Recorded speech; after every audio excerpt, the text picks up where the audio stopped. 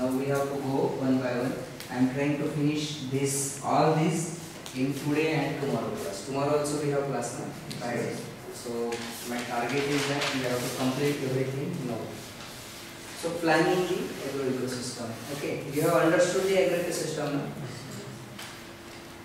Any doubt in understanding the agro ecosystem? What happens?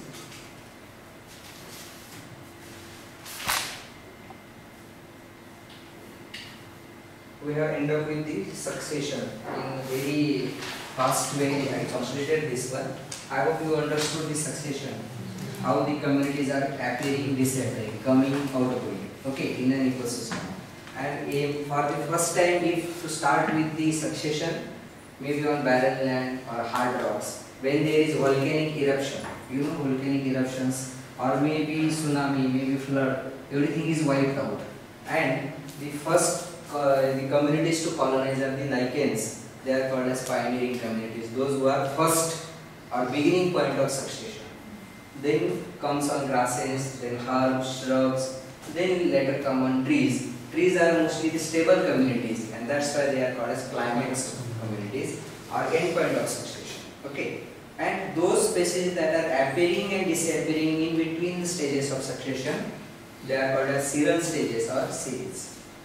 ठीक है, तू सेट करून तुला काम असेल तर जाऊ शकतो, काही प्रॉब्लेम नाही, एक तास लागेल तुला थांबण्याची काही गरज नाही.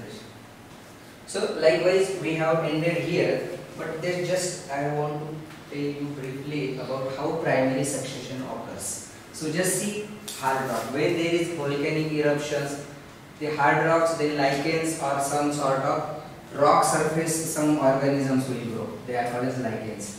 Then comes some small grasses, then some perennial grasses, grasslands will be there, then grasses, shrubs, trees, mix will be there.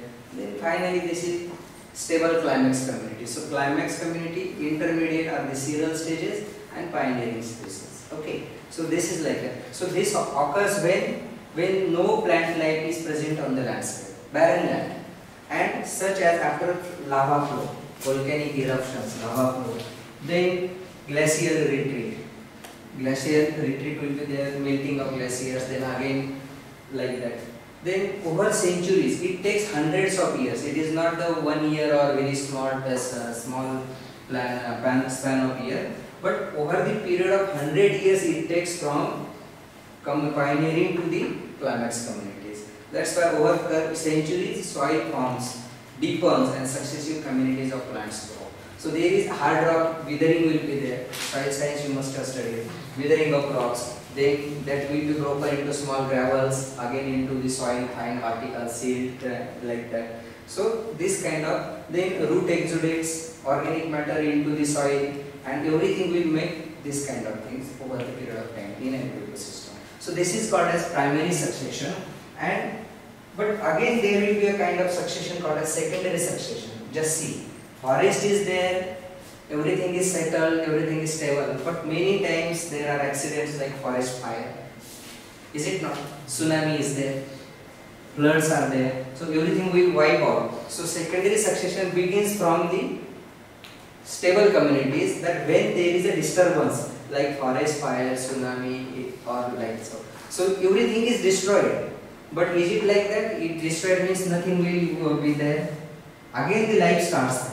Okay, it is a cycle of life that again pioneering species like grasses and all come and again reach to the climax community. But the difference here is that already soils are rich in organic matter because of incorporation of some residues of earlier this one, or forest fire will also clean out everything. So some soil and nutrients are already present. So this is the difference than primary succession, and this helps to faster this development of the intermediate and climax communities. So the fire in fact may help recycling of the nutrients. So this is called as succession, and such kind of successions are in natural systems. But if you have to understand the agroecosystem, we don't have such a kind of successions. But in agroecosystems, they are annual, they are not perennial. Again, you have to be more specific to the agroecosystems, that short life, because we are growing mostly annual or seasonal crops, except in case of orchards, they are 10 to 15 years old, in case of fruit crops. But still, again, there is a lot of disturbance frequency is there. Great frequency of disturbance, magnitude of disturbance in terms of frequent tillage operations you will be doing.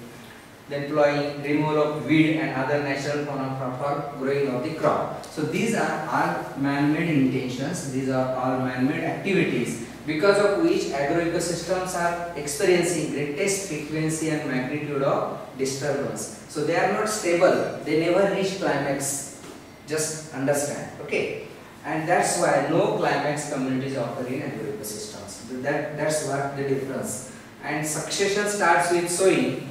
I tried to put with our own example, that sowing in cotton field, then germination, crop stand, intercultural operations like hoeing and weeding we will be doing at the time of harvesting, again turning the crop residues, shredding of crop residues, then plowing and other kind of things again cycle. This is called as agroecological succession, and you are more interested in this only. The other succession just to introduce you with the concept, okay? But ours is like that. So here succession starts with sowing, ends with the harvesting. That's all. So there is no climax. Okay. So this is the small difference. Yesterday, last lecture we could not cover because of paucity of time. But now I hope you have already understood the agroecosystem. Now starts with the planning. Okay. You can plan when you can plan. When planning can be done. Planning is the first step towards management. Okay? Hope you understand what I mean to say. Planning is the first step towards management, and you are studying IPM, Integrated Pest Management. So you have to plan first before you go for manage. And for planning also you should have to have knowledge. That means understanding. That's why first principle was understanding. Okay? Planning comes when you have thorough knowledge of the system, when you have thorough knowledge of your problem, then only you can plan, and that planning can help to lead to the effective management. Everything. So here in typical agroecosystems, if you see any patch of land or where crops are grown, hardly 1 to 4 crop species and 6 to 10 major pest species. I already told you in my last lecture that less diversity than agroecosystems are less diverse than natural ecosystems or natural forest, and that's why if farmer is having a very small piece of land, 1 or 2 acres, what will be his intention? To grow hardly 1 or 2 crops, not more than that. If he is a big farmer, 10 acres, 15 acres, then he can go maximum 4 to 5 crops he can grow. So within that crop, again the fauna of pest or the diversity of diseases also limited to that crops only. If you have livestock in your farming system, then fodder crops will be there. Likewise, diversity will be at most limited. Okay. And if the diversity is limited, that's why agroecosystems are more vulnerable to pest damage or outbreaks of the diseases. Why? Because less diversity of crop and natural enemies. Is it not? And that's why in my first class or maybe second, that cultural operations are very critical in agroecosystems from the pest management or disease management point of view. So how to plan the agroecosystem? You have already studied the structure of the agroecosystem, composition, what are the communities, species, everything. Now you have to go for plan. How to plan? Then cultural practices, if they are critical, then you have to go for certain cultural practices to manipulate. So manipulation of sowing time. Anyhow you have to sow the crop. Okay. So whether you sow timely, early or late. Okay. The cost is same. It will not add additional cost. Extra cost is not involved to the farmer. Input of seed cost, labor cost, everything, that is same for anything. So just manipulate within the system so that your pest or disease problem can be avoided. How? The purpose is that insects can attack and survive only during short span of time. Is it like that, or will during entire period of crop sowing to harvesting any particular disease or pest will come? No. There is certain specific period during which they reach a peak intensity, and sometimes they are in low infestation intensity. So that's why we have to find out those through biological study of the pest or diseases, that at which part the pest or disease is active, more severe, and accordingly we just have to avoid the or make the asynchrony between the maturation of host and peak infestation period of the disease or pest, like that. So purpose is that we have to make the phenological asynchrony. Phenological asynchrony means developmental mismatch. Means if pink bollworm is attacking bolt stage, okay, at latter part, okay, later part, then if you go for growing of short duration varieties, so that by the time when peak infestation of pink bollworm comes, your crop is already harvested. So that is kind of escape mechanism. You are just mismatching the synchrony. So that susceptible crop stage and peak pest disease incidence can be avoided. So this is the purpose with manipulation of sowing time. This is the first step in the planning. Okay, you have to plan at the sowing time itself, because sowing is the first step. You cannot plan this at the end of season. Is it okay? Or mid of season, is it possible to manipulate sowing time? At the beginning itself, you have to plan. Now, if you plant the uniformly crop in particular region, then plant development and maturation helps in restricting the pest multiplication. Means, if some farmers in village are sowing early, some are timely and some are late, at very staggered stages, host will be available for pest to multiply. So this has to be avoided. Okay, this is not our ultimate aim. And that's why examples we will have some to understand in more detail. For example, in case of rapeseed or mustard, you know rapeseed and mustard? They are small. Mustard definitely must be knowing. Related is the rapeseed, radish and kind of things. So timely sowing in mid-October, as per the recommendation. If mid of October, it is Rabi crop, winter season crop. So if you sow by mid of October, definitely there will be less aphid infestation in January, February, when the crop has already passed peak blooming and pod development stage. Because aphids suck heavy sap from developing pods or flowering stage, and aphids they yield. So escape from aphid damage. It is achieved by timely sowing. Okay, but if you do timely sowing in mid-October, there is another problem, that increased damage by painted bug. These are the two species. So they are also sucking pest. Then what to do? In that case, or if you go for late sowing, if not for timely sowing, then late sowing by mid-November, definitely there is heavy aphid infestation in January to February, when crop is at peak blooming and pod development stage at that time. Okay, in mid-January, October if you sow, by this time maturation of pods will be there. But if sowing is late, January, February, when aphid infestation is high, crop is at peak blooming and pod development stage, and this is susceptible stage. Pest is also attacking more. So then what to do in these two overlapping situations? Then that's why our IPM is the solution. So go for IPM. Okay, don't go for only single tactic. IPM is a combination of multiple tactics. So what you have to do? Follow timely sowing so that aphid can be avoided. And again for this bug, seed treatment with imidacloprid at the time of sowing only. So this will give you protection from both. Okay, getting my point very clear about manipulation of the sowing time, and it is also part of IPM. And how? Planning the agroecosystem. We have to plan it. Another example I will quote. In case of our cotton pink bollworm, I am always telling you about the cotton pink bollworm. If you see only Maharashtra now, only I will give an example. Timely sowing for central zone is 15th June onwards. Okay. So condition is that mostly the cotton is grown under rain-fed conditions. So there should be sufficient moisture in soil so that proper germination. There should not be any re-sowing kind of things lost to the farmer. So receipt of at least 70 to 80 mm rainfall. 2-3 medium kind of rainfall event should be there so that we can go for sowing. This is the timely sowing. Okay, but in many pockets, farmers are sowing for pre-monsoon or early sowing. Why? Because they have some sort of protected irrigation availability. So before rain comes, they sow in mid of May itself, a month or 1.5 months before. What happens because of this? Already farmers are extending previous season's crop up to February, March. So this gives very less gap or less time to break the life cycle of pink bollworm, because pink bollworm is feeding on only cotton. It is called as monophagous or stenophagous pest. It has no alternate host other than cotton. So if cotton is kept prolonged period for in the field, pink bollworm cycle continues, and pre-monsoon sown crop bears squares and flowers in June end or July first week. Okay, why? Because just see here, you will get clear.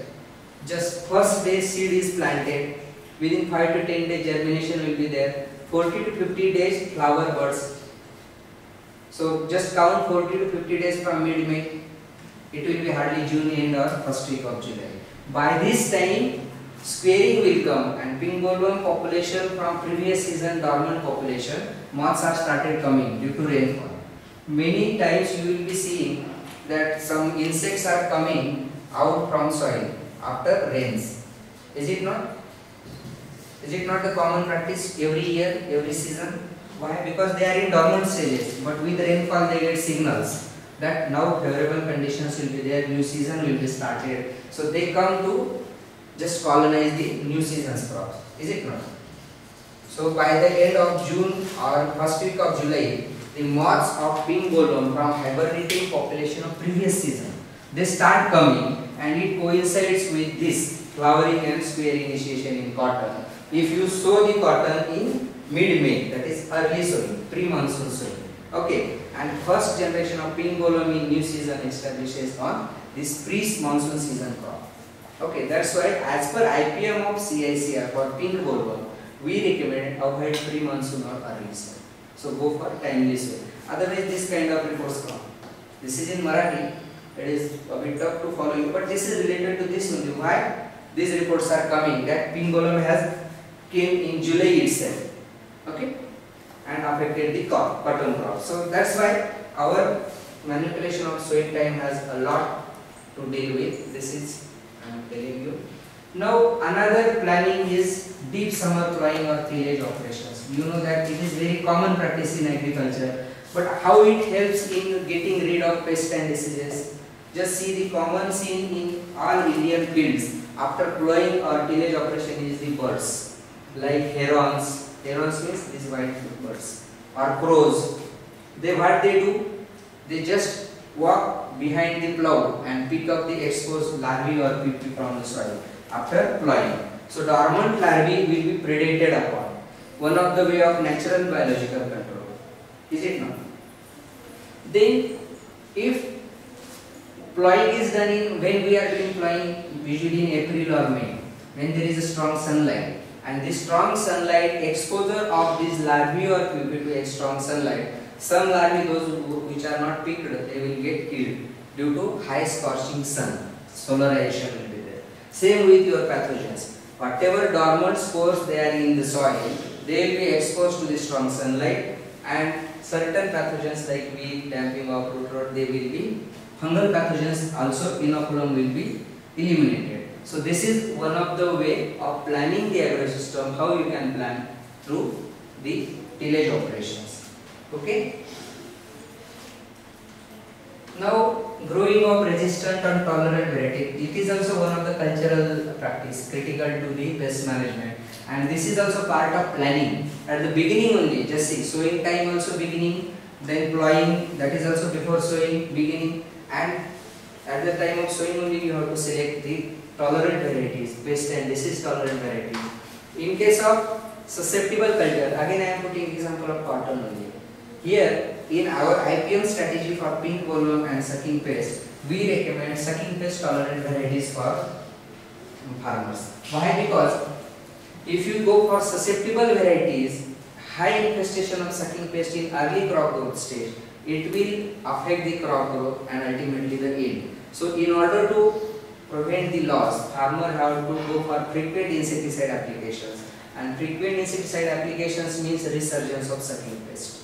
Okay, and again pink bollworm is also exposed to the high doses, and unnecessarily there is a rate of acceleration or rate of resistance development, and in order to avoid this situation, we recommend tolerant varieties, which again give you reverse situation, that low infestation of sucking pest, need less frequent insecticide application, reducing chances of resistance development. So this is all about, and this figure already I told you about during reducing the host response to pest strategy. Strategies I have told now. What are those strategies? Do nothing strategy, reduce pest number strategy. This one is reduce the host response to the pest strategy, and IPM is nothing but the combination of all strategies. Okay. So this is also one of the planning part of the agroecosystem to get rid of pests and diseases. Now another part in planning is the nutrition or irrigation management that has a lot to do with insect pest and disease incidence. Okay, few examples we also discussed earlier, that excess nitrogen application increases the infestation of sucking pests like aphids, jassids, whiteflies. Okay, why? Because nitrogen or urea, if you apply in excess, that urea has nitrogen, and nitrogen is one of the important part for female insects to enhance the fecundity, means egg laying in case of insects. So more number of eggs will be laid because nitrogen gives protein. Nitrogen has basic constitution of protein, and protein is required for females to lay the eggs. So more nitrogen, and more nitrogen leads to more sap or juice. Plant will be more succulent, more vegetative growth will be there. They will be attracted to such crop. Okay, and that's why split application of urea or nitrogen during vegetative growth stage is recommended. Don't apply nitrogen at a time, whatever the recommended dose, or don't apply the excess also. Even recommended dose also not in a single time application. It is in split doses. How? Just see here in case of cotton. Strengthening early season vigor. If you see the early vegetative growth of cotton, nitrogen, potassium, calcium, magnesium, manganese, zinc. These are the required nutrients. So nitrogen here also it is required, but not all nitrogen is required here. Some nitrogen at flowering and bole development stage to yield maximization. Nitrogen, phosphorus like this. So why to give nitrogen at a time? Is it required to give at a time? No, because it will be waste of resources also. Nitrogen has leaching potential. With excess water evaporation, it will lost. Another thing is that excess vegetative growth will lead to sucking pest problems. That's why give in split doses. Hope you are clear with these things. Okay. Now another thing is that in case of irrigation management, water management, that continuous flooding of rice field, what it will lead? BPH outbreak because of built up of humidity and warm conditions. Is it not? And again plant will be more succulent and watery. So therefore we recommend alternate wetting and drying, so that plant will not be stressed for the water and conditions will not favor the pest multiplication. Or even in case of high humidity, certain diseases, foliar diseases like Corinospora in cotton or maybe boll rot in cotton, they are more favored. So that's why water management also has a lot to do with pest and disease management in agroecosystem.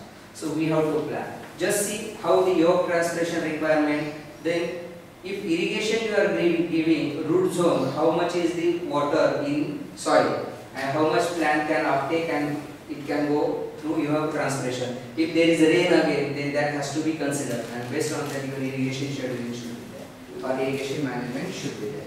Otherwise it will lead to, in addition to other waterlogging and kind of things, pest and disease problems in your crop will be more.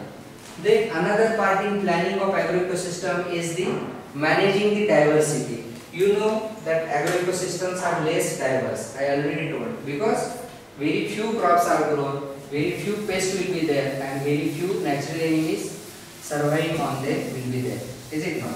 So how the agroecosystem diversity is maintained or it is compensated? By growing more dense crops. Am I right? The diversity in agroecosystem is compensated through increased plant density. We are growing the crops at closer spacing, is it not? Plant density means number of plants per unit area will be more. In forest they may be sparse or maybe as per natural this one. But here in case of agroecosystems, we will be offsetting the diversity through increased plant density. Okay. And this increased plant density has to be again considered when dense crops will be prone to more pest, sucking pest.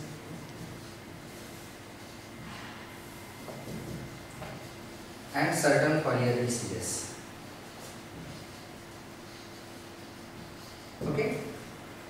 So trap cropping is one of the concepts. Last time also in agroecosystem, I think I have briefly told you that kind of intercropping where the trap crops are grown in and around the main crop, and the purpose is that, or basic principle is that, they are more attractive to the pests or diseases than the main crop. So here is the case of tomato and this marigold for Helicoverpa armigera. We know that tomato, Helicoverpa armigera is a fruit borer, a very destructive pest causing huge loss. But if you grow marigold in after every 2 to 3 rows of tomato, 1 row of marigold or 2 rows of marigold, it is highly attractive to the Helicoverpa females to lay the eggs. So the females will lay eggs means larvae will also feed on the small flower buds and flowers, because flowers are attractive, and also certain volatile compounds from this marigold, they are attractive, and that's why you can spray only these 2 rows. That is very easy. Your crop is saved from pest damage. Also less pesticide use means consumer safety also you are attaining. Why? Because no residues will be there in tomato, because tomato is eaten raw also, after cooking also.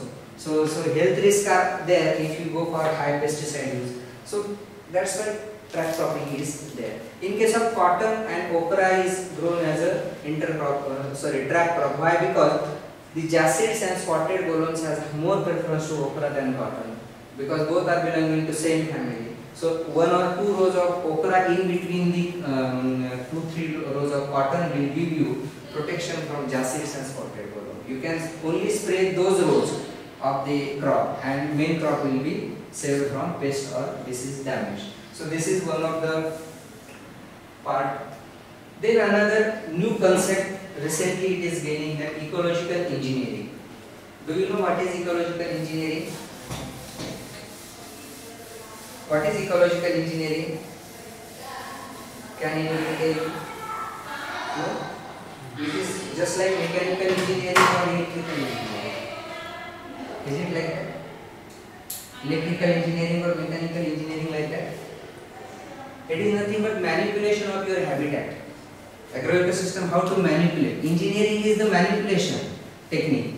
Here, purpose is conserve and enhance the natural biological control. How you can, it is alternately called as habitat manipulation strategy to reduce pest problems in agroecosystems. And here the banker crops are the main component in ecological engineering. Banker means what? Certain plants, those provide nectar or pollen during flowering periods within or around the main field they are grown, and so that natural enemy can shelter there.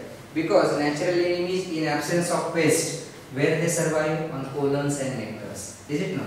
Some ladybird beetles, Chrysoperla carnea, they require honey or nectar and pollens for enhancing their fecundity as well as off-season survival.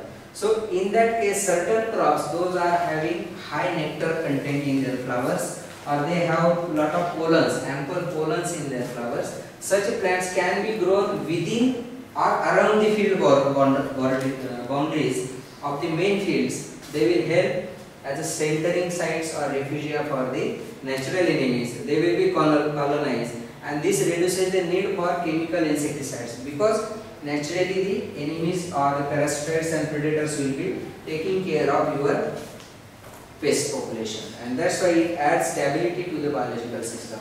It is not a high-tech approach. It is not high-tech, but easy for implementation.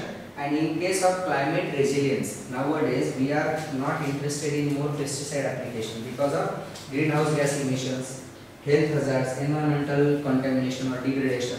In that case, this technology is gaining popularity in IPM. This is an emerging concept, not very old. You just see the reference I have quoted. So examples I will quote you so that you will be very clear that just see in and around the main crop. This is rice and this is sesame and cosmos flowers. These are cosmos flowers. These are rice fields. So around the border of the, you did not have to spare your main land also, or within field also you can grow 1 or 2 rows. These are very attractive flowers. If you see cosmos flowers, or some kind of sesame is there. You know, oil seed, one of the oil seed. Til in Hindi or Marathi we will say. So growing of these crops on rice bunds effectively manipulate the augmentation of natural enemy fauna in rice fields like predators or parasites of rice stem borers, rice ground grasshopers, and effectively it has controlled the rice pest and significant reduction in pesticide use. Even up to less than 25% pesticides can be used with the use of this kind of strategies, and that's why they are called as ecological engineering, because ecology is considered, health of ecology is considered, and engineering is nothing but manipulations, adjustments, because it is the best solution for climate resilient agriculture technologies, and that's why it is gaining popularity in recent times. So ecological engineering is also one of the planning part of agroecosystems to manage your crop pests. Then this work we did when I was at Pune NRC Grapes before coming to this institute. That this work was our work. One of my colleague was there. That we in grape orchards planted the mustard. You see here mustard and other crops also, that is radish, carrot. They all are having lot of small flowers and high nectar content is there. Okay, so if you grow along these rows of the grapevines, lot of colonization of Anagyrus lopezi, Anagyrus cameli, which are the parasitoids of mealybug in grapes, and I hope you know how serious is the problem of mealybug in grapes. Okay, once it enters into the bunches, you cannot spray, because if you spray, lot of residues will be there, your commodity will be rejected at international export kind of things, and also health hazard to the consumers. So that was one of the part, that flowering crops are mealybug parasitization by Anagyrus dactylopi, one of the parasite. You can see mustard gave best results, so I put this photo. Cumin, coriander, and one was the control. So coriander was on par with control only, means it was not at all effective, but the most one was mustard followed by cumin. So you can see that this is also kind of ecological engineering, and here you can reduce, at least if you need 6 sprays for mealybug, you can require only 3 sprays for mealybug. So 50% reduction in number of sprays.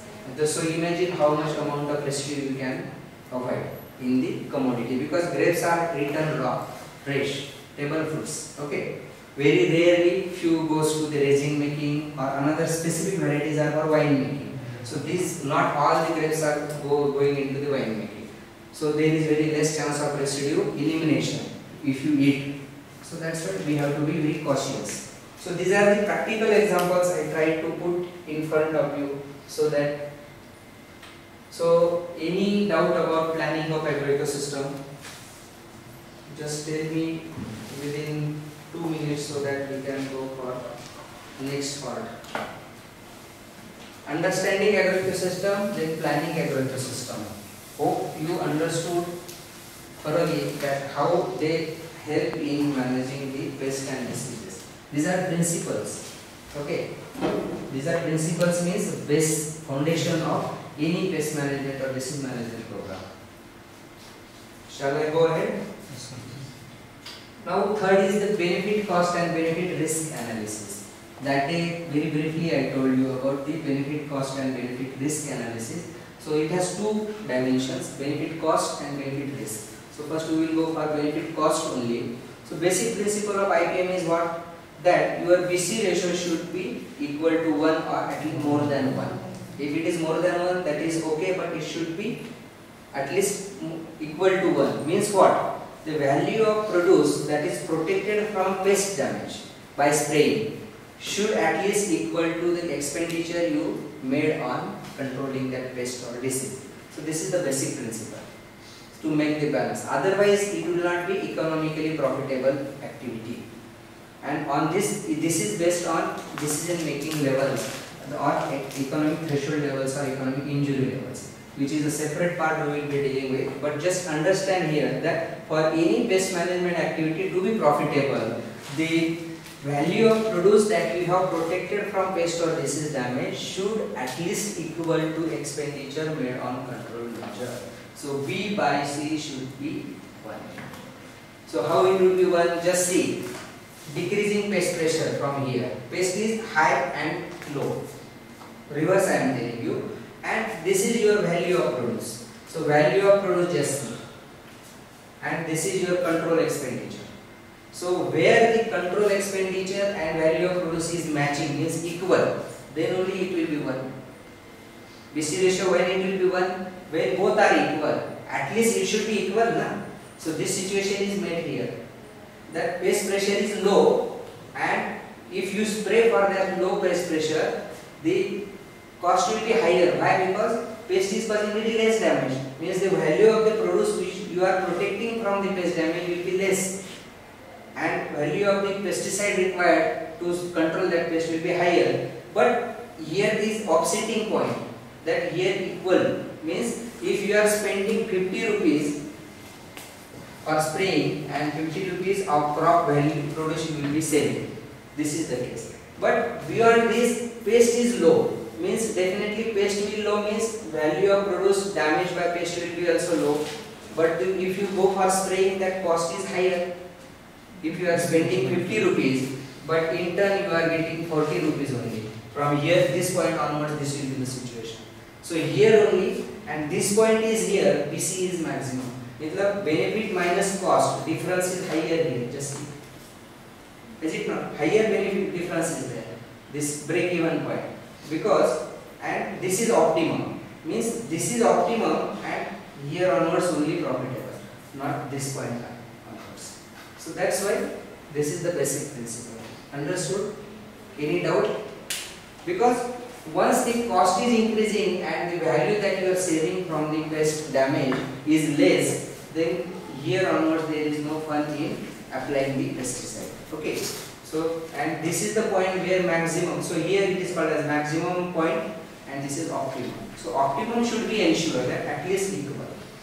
If it is more than that, that is okay. So that's why this is another principle, that basic principle of IPM, for to be profitable, it should be meeting the criteria of value of produce that is saved from pest attack should equal to control measure expenditure. Now what are the assumptions then in considering this? How you can consider the cost? That first is the cost of insecticide or fungicide or herbicide. Okay, that will add to the this one. How you compute the BC analysis. Then hiring charges of spray equipment. If farmer is not having sprayer, then he will hire from somebody, or the laborer he will ask to spray. So labor charges also required. If farmer himself is not doing sprays. Okay. Then market value of produce. How much is the market value of produce in terms of quintals or per kg, whatsoever may be. And pest pressure. Whether pest is low, medium or high. That will decide whether you will be in profit or in loss. So low pest pressure, no need to spray. High pest pressure, go for spray, because the value of produce will be more, whatever you will be saving from the pest damage. So these are certain assumptions, and these three components again help you estimating the cost of protection.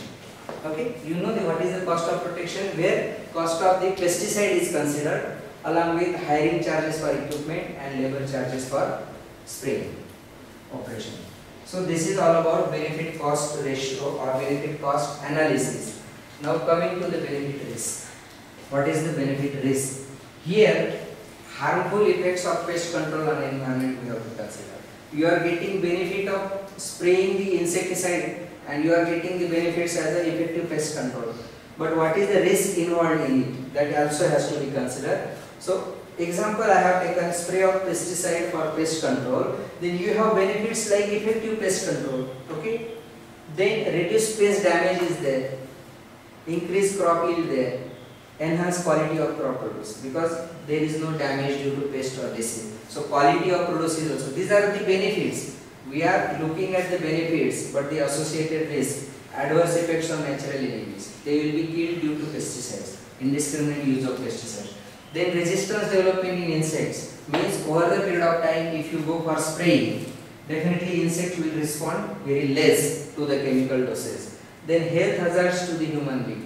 Those who are spraying, they will get accidental poisoning or maybe death also in eventual case. Environmental contamination in soil biota, microorganisms, other plants, non-targets, everything will be. So not only benefit, but for risk also you have to consider, and then only go for any kind of pest management activities. Okay. So So this is about benefit risk. Then this is one of the examples. Health hazards to human being. Practical example I am giving. In 2 years before, we have been in field to investigate the cases.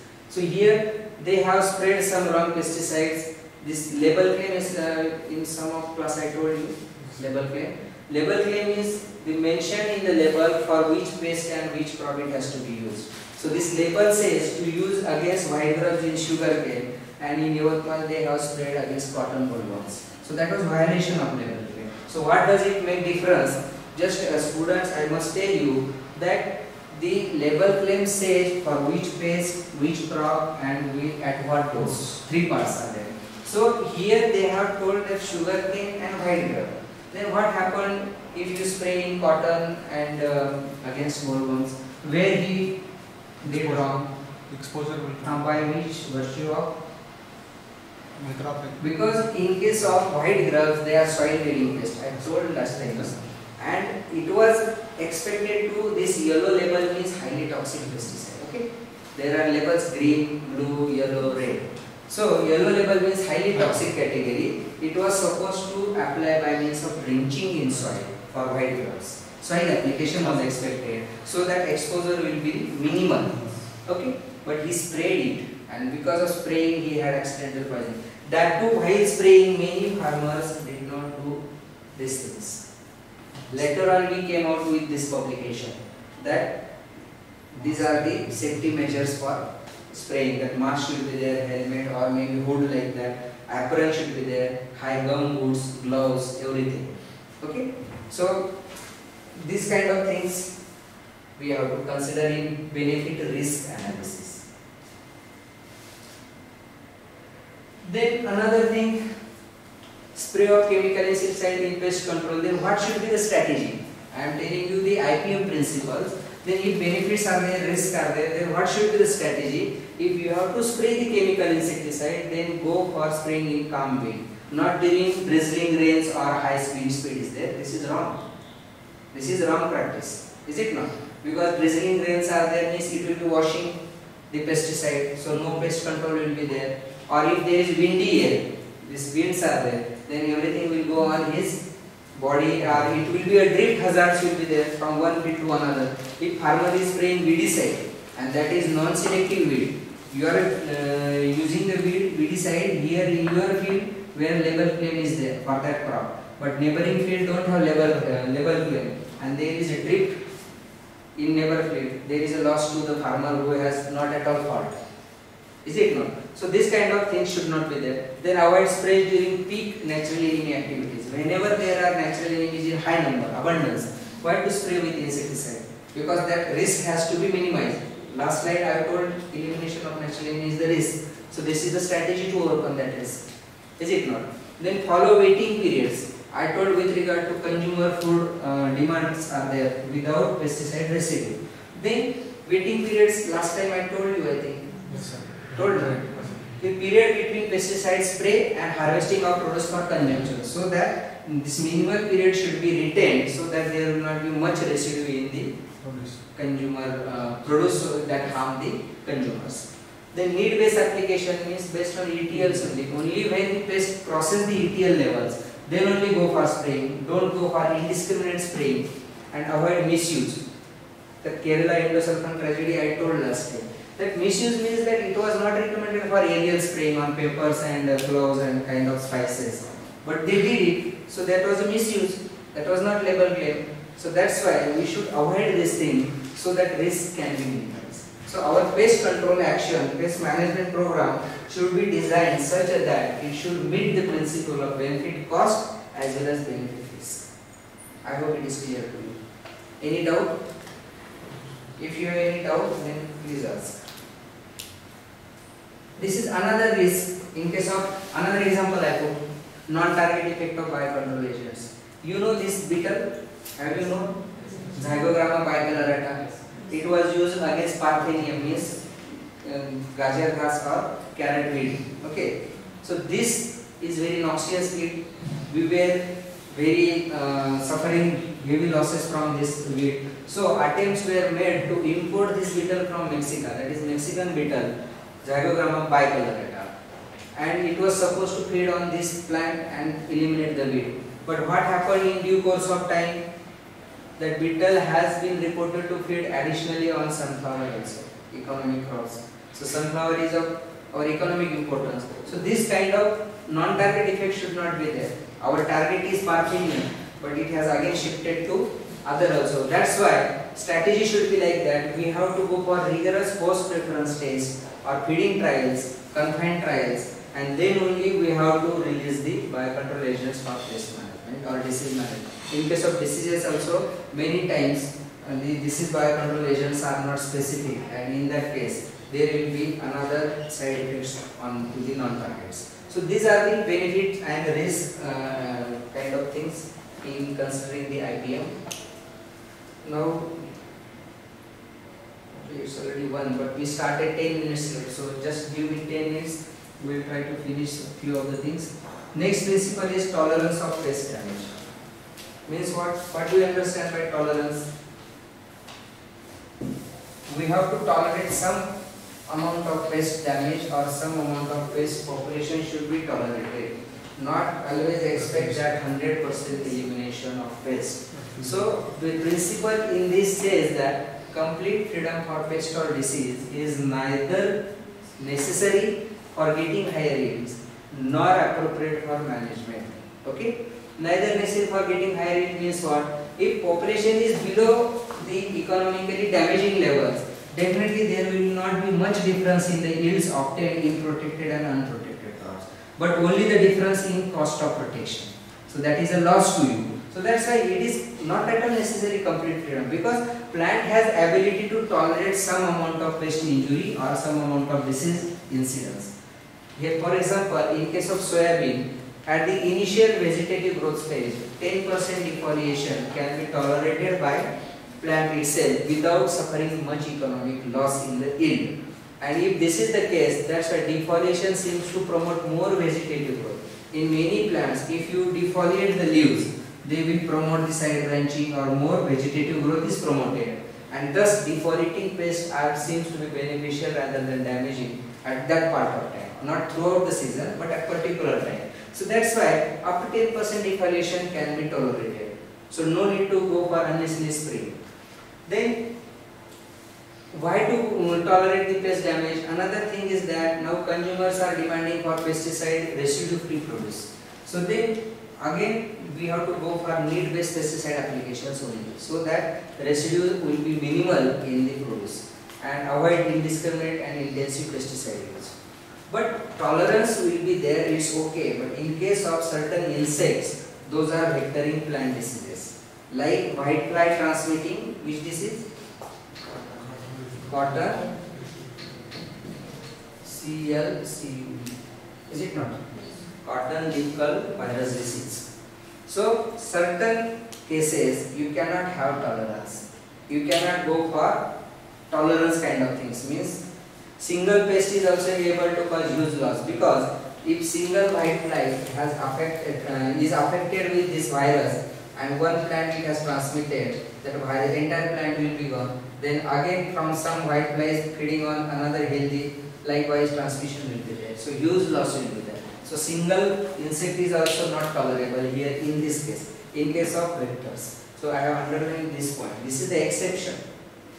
In case of plant disease vectors, maybe virus diseases, maybe fungal diseases, those who are vectors, we cannot tolerate the damage. But in normal case, the tolerance can be there. In case of Lepidopteran, they are not the vectors for any diseases, is it not? In case of beetles also, they are not the vectors. Only sucking pests in certain cases, aphids, whiteflies, thrips, they are the vectors. So if they are known to be the proven vectors for certain diseases, definitely irrespective of their damaging level, you have to go for management. I am not always saying spraying only, all kind of management you have to follow. Because this graph, what it says, that this is the time from sowing to harvesting of the season and number of pests or disease. How this red line is the number of pests. So this is the level where below ATL means if population below this line means will not cause much damage, because if you go for spraying, cost will be more than the benefit you are getting below this line. Okay, cost will be more, benefit will be less because pest population is very low and it will not affect the yield significantly. But up to this line, above this it will go. This is called ET. ET means economic threshold. Economic threshold means action threshold, means where you have to be alert so that if that blue line is crossed, economic loss will be there. See, economic injury level is there. Okay, and if blue line is crossed, definitely your loss will be more and benefits will be less. So in that case you have to go for spraying. So at this point of time only you have to spray so that population will not reach here, again it will come down. So this is the principle. I will explain you in entire class the ATL concept, but just tolerance for pest damage is based on ATL or EIL concept only. So this is one principle. Then another principle is leaving a pest residue. I cleared you last time itself. This is not the pesticide residue.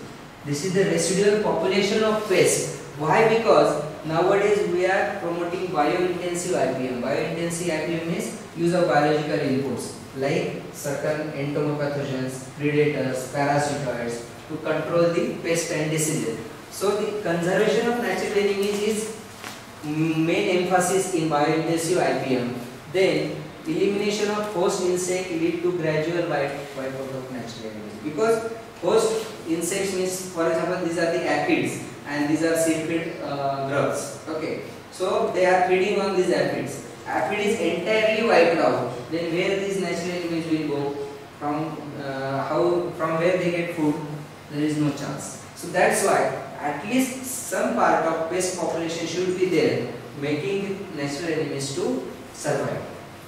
And spraying also will kill out natural enemies along with their insects. So in order to make the principle of IPM, some pest population must be kept as a residual population, means some sort of population should be there for allowing the survival of natural enemies.